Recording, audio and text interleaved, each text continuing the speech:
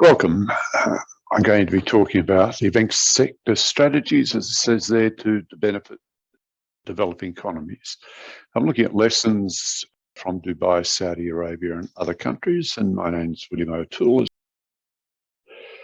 and I work around the world developing event strategies and helping countries to develop their events. So let's have a look at what I've learned from a variety of countries.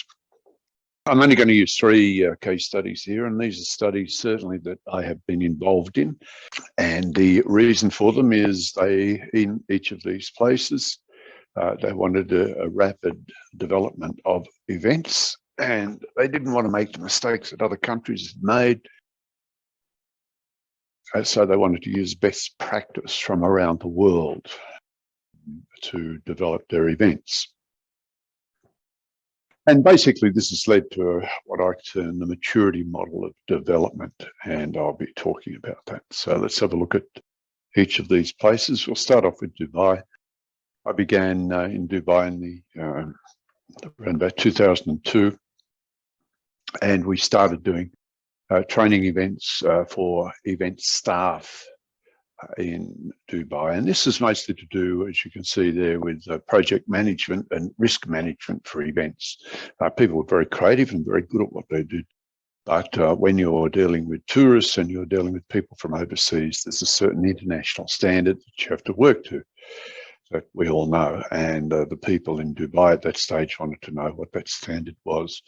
With the result, they asked me to work for Dubai Tourism Commerce Marketing, DTCM, and looking at what, at that stage, event strategies they developed. Now, these are government strategies on how to support and attract events to Dubai, and the reason was a variety of things, not just for tourism, and we all know about the shopping festival, of course, but also to develop, make it a place that's worth living in. With the result, we started off by developing a thing called Festivali, which is a conference. I'll show you that in a second. But just as importantly, we started certifying in events and festival organisers with the International Festival and Events Association. So my job was then to assist in event support and development in Dubai. How can the government be involved? How can the government attract events and therefore attract tourists and make the place a better place to live in? Basically, my job then was to look at the process, what the processes were, and to come up with a system for doing this. And it's basically, that's the flow chart. The events could come from people suggested them from overseas, companies would, or there could be internal events. And basically, they had to fit the criteria for event support in Dubai. And the criteria then said what level of support the event would get. It could be permission, it could be sponsorship, it could be financial support. And what was important here is then there was an exchange of services. Part of that exchange was the event had to give back an assessment report of the event, but just as important, an assessment of this system. So each event actually improved the whole system for running, for supporting events in Dubai. Festival, as I mentioned, was a very important part of this. This was a conference, not a conference where we got event organisers, we got sponsors and governments, and quite a few governments of the region came to these things, and it worked very well each year. And my job was to advise at the beginning of this. So what you see is the growth of events, you see the growth of event suppliers, you see the growth of event competency. That's an important part of this, the ability to put on events. And you see the growth of venues. Okay. The next job was working in Aqaba, developing their events there. And at that stage, they'd put together a tourism marketing strategy for Aqaba. Then they decided that they wanted to get events there. That was the actual part of the brief. What was important in Aqaba Not just that they didn't have many events, and Aqaba itself at that stage, 20, 30 years ago, and longer, of course, they attracted the down market tourists, let's just put it that way. So Aqaba itself, although physically beautiful, absolutely, it wasn't really an attractive destination. And they really wanted to change that. The European Commission put a lot of money into Aqaba, and they built the infrastructure. And then once they had the infrastructure, they thought that they would be able to just put on events, and they were quite wrong, because they didn't have the social capital development, in other words, having the people behind them. And that's very important. And this is quite a common issue. And the example was they brought in a marathon, which ran through the streets and was actually stoned.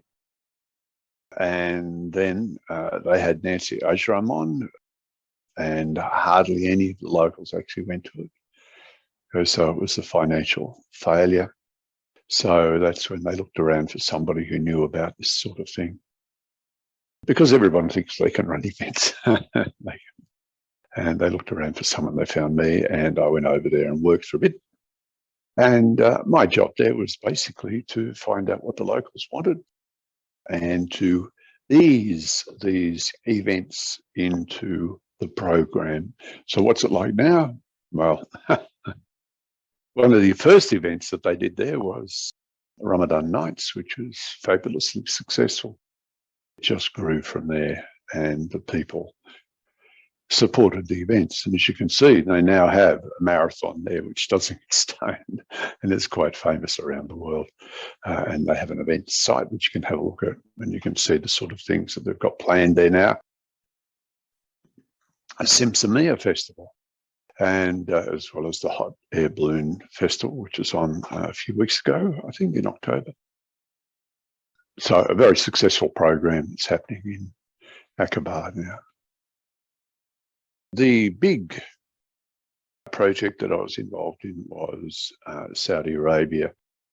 The issues there were that people were not familiar with events. This is around the year 2002. When I arrived, there were only a few events on, and mostly what are called summer festivals, which were basically a carnival.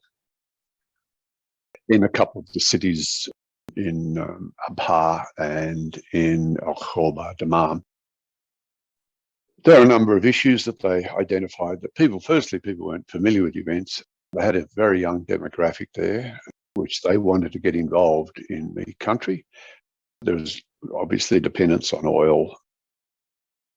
Another thing of interest was the leakage in tourism there, that a lot of people went overseas, a lot like millions went overseas every year to events.